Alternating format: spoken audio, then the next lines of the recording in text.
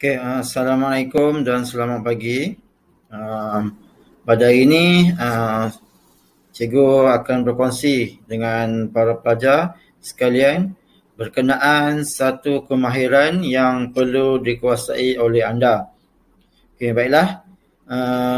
Hari ini kita akan menyentuh tentang kemahiran bertutur bagi mata pelajaran Bahasa Melayu KSSM tingkatan 5.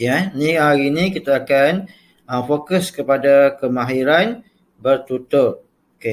Untuk bahasa lagi senang, kemahiran bertutur ni adalah ujian lisan. Jadi kat bawah ni juga tulislah mudahnya ujian lisan.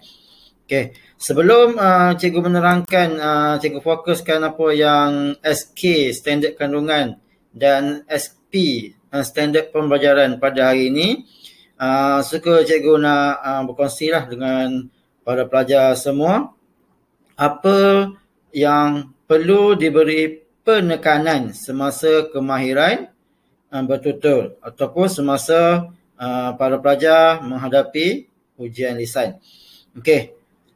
Apa perkara yang perlu diberi penekanan?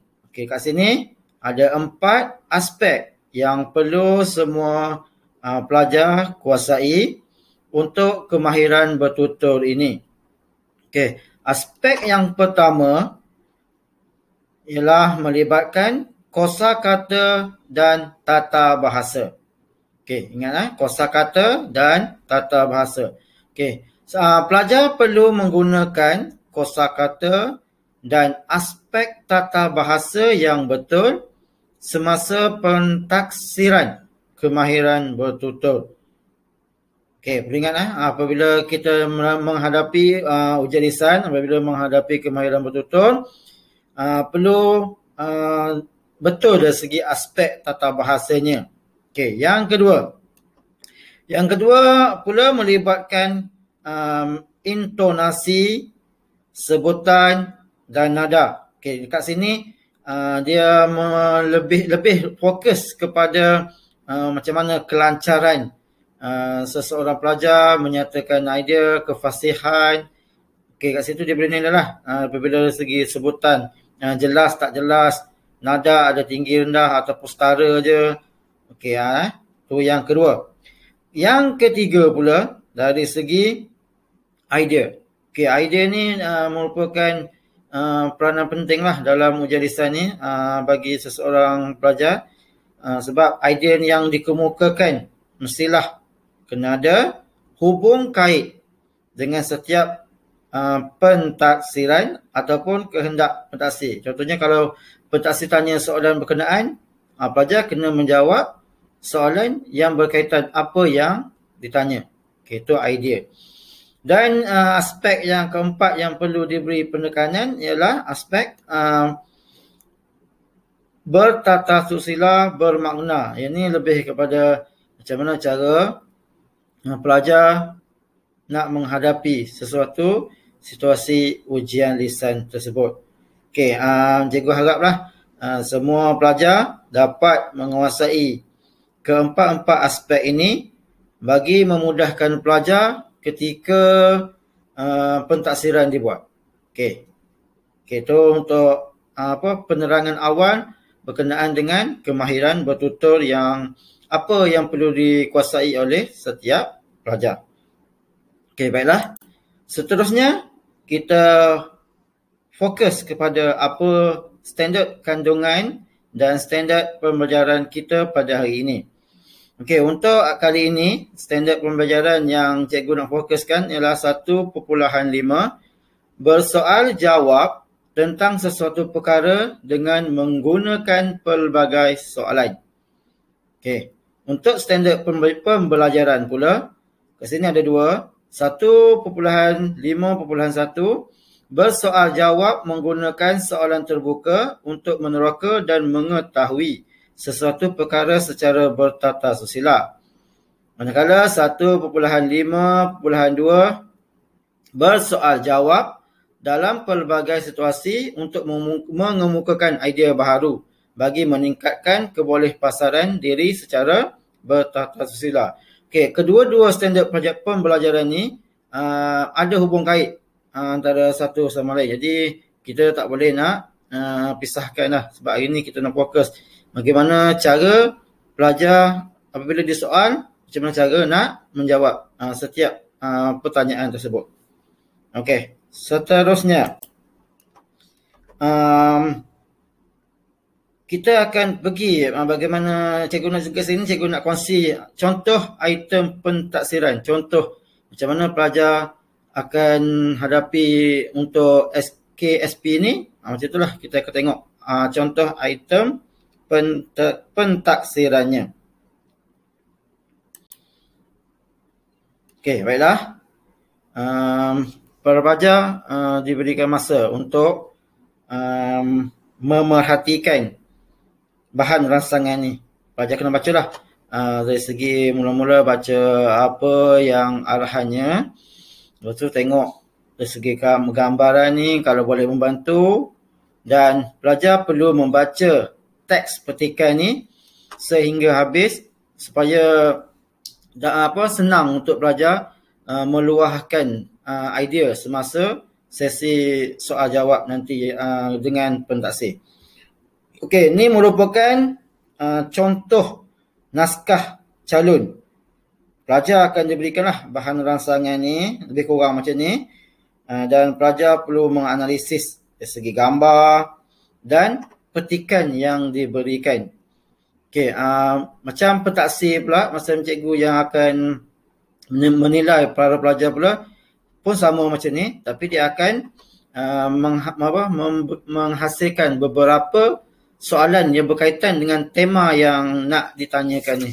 Okey, kita tengok apa contoh soalan yang boleh diajukan berdasarkan bahan rancangan tadi. Okey, setiap soalan yang ditanya oleh pentaksir ataupun cikgu dia akan fokus kepada tema yang diberikan. Tadi temanya adalah pelancongan. Jadi kat sini dia akan tanyalah macam mana. Okey, berdasarkan bahan rancangan tu, pentaksir atau cikgu boleh mengajukan 4 soalan kepada pelajar. Okey, kita tengok contoh soalan yang telah disiapkan sebagai contoh untuk kita tengok balik apa yang ada pada bahan rancangan tadi. Okey, soalan yang pertama. Nyatakan kementerian yang bertanggungjawab mempromosikan jenama Malaysia di mata dunia. Okey, dia ada 4 soalan macam ni. Jadi soalan yang pertama tu, jadi cara untuk pelajar menjawab, pelajar perlu menggunakan ayat penuh dan mesti ada bertata susila, bermakna, semua itulah yang kita dah bincangkan tadi, 4 aspek tadi kan. Okey, jadi cara nak menjawabnya kena ada kata kuncinya. Sebab ni adalah bahasa Melayu. Jadi kita nak kukuhkan penguasaan bahasa kita. Okey, kementerian yang bertanggungjawab mempromosikan jenama Malaysia di mata dunia ialah Kementerian Pelancongan, Seni dan Kebudayaan. Okey, dah cukup. Dia nak kementerian yang bertanggungjawab. Jadi kita bagi tahu, kementerian yang bertanggungjawab tu ialah Kementerian Pelancongan, Seni dan Kebudayaan. Okey, seterusnya untuk soalan 2, apakah tujuan Malaysian Kitchens dianjurkan di Kota London? Okey, untuk soalan nombor 2 ni, cikgu membina soalan berdasarkan apa yang ada dalam petikan. Jadi setelah pelajar baca semua tu, pelajar akan jumpa. Okey, pada bahagian ni ada jawapan yang telah disertakan. Jadi cara pelajar menjawab, tujuan Malaysian Kitchen dianjurkan di Kota London adalah untuk memperkenalkan kepelbagaian makanan tempatan kepada warga Britain. Okey, sebab maklumatnya ada sampai situ je, jadi kita ambil maklumat tu je. Ni hanya untuk soalan nombor 2. Okey, untuk soalan nombor 3 dan soalan nombor 4, kebiasaannya melibatkan soalan kebat. Nak tengok sejauh mana cara pemikiran seseorang pelajar supaya kita boleh nilai lah pelajar tu macam mana.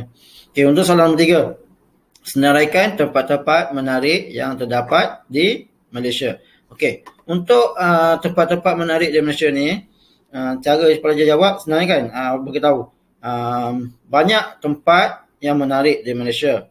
Antara tempat yang menjadi tumpuan pelancong dalam negara ataupun luar negara ialah seperti di Pulau Langkawi, di Kedah, Pulau Pangkor, Perak, Gunung Kinabalu, Sabah, Tasik Kenyir, Terengganu dan pelbagai lagi. Okey, itu untuk kita senaraikanlah tempat-tempat yang menarik di Malaysia. Okey, soalan nombor 4. Cadangkan beberapa faktor yang mampu menarik rakyat negara ini dan pelancong asing melancong di Malaysia.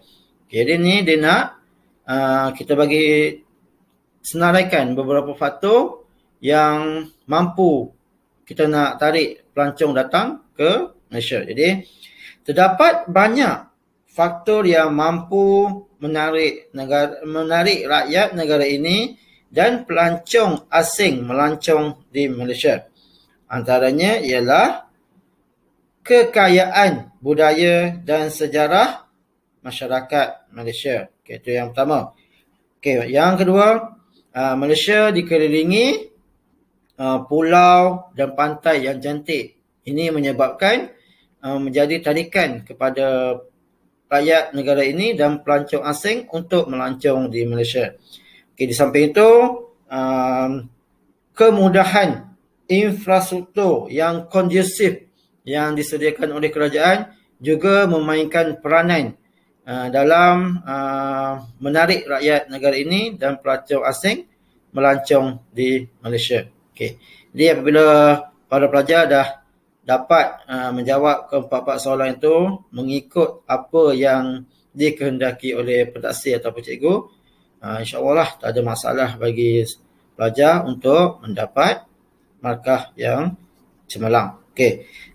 Diharapkan para pelajar dapat memahamilah dan mengetahui cara yang terbaik apabila terlibat dengan sesuatu pentaksiran kemahiran betul-betul. Apa yang penting, para pelajar perlu fokus kepada bahan dan kehendak pentaksiran. Okey, itu yang penting. Dan suka cikgu nak ingatkan sekali ke sini, apabila kita menghadapi kemahiran betul-betul, jangan sesekali mencampur adukkan penggunaan bahasa Melayu dan bahasa Inggeris. Kenapa? Okey, sebabnya kita nak menguji kemahiran betul-betul bahasa Melayu. Jadi tak bolehlah tiba-tiba kita selitkan dengan penggunaan bahasa Inggeris dalam idea kita tu. Okey, harap pelajar faham dan jelas apa yang cikgu terangkan ni. Okey, sebelum cikgu mengakhiri perkongsian ini, suka cikgu nak ingatkan kepada para pelajar iaitu calon SPM tentang dua jenis pentaksiran yang perlu pelajar hadapi, iaitu pentaksiran individu, pentaksiran kumpulan. Okey, untuk kemahiran betul-betul ni akan ditanya dalam kertas 3 BM SPM. Jadi pelajar kena tahulah sedikit tentang ni. Kena ada dua pentaksiran individu dengan pentaksiran kumpulan. Okey, pentaksiran individu, pentaksir akan menanyakan calon individu soalan berdasarkan bahan yang diperoleh bahan. Macam tadilah yang cikgu dah kongsi tadi. Ni untuk individu seorang dengan seorang. Pelajar dengan pentaksir, pelajar dengan cikgu. Okey, untuk pentaksiran kumpulan pula, pelajar akan dikumpulkan seramai 4 ataupun 5 orang dan diberi satu arahan soalan dan bincangkan apa kehendak soalan tersebut. Tapi pelajar kena analisis bersama kawan lain apa tema yang ditanya tu. Kena fikir sama-sama apa tema tersebut. Okey. Kalau salah tema tu, kemungkinan besar boleh terpesong tu adalah. Okey, tapi tak apa. Benda tu boleh ditambah baik dari semasa ke semasa. Okey, baiklah. Untuk hari ini setakat ini saja perkongsian cikgu berkenaan dengan kemahiran bertutur. Semoga hanya yang terbaik untuk anda semua apabila menghadapi kemahiran bertutur. Assalamualaikum.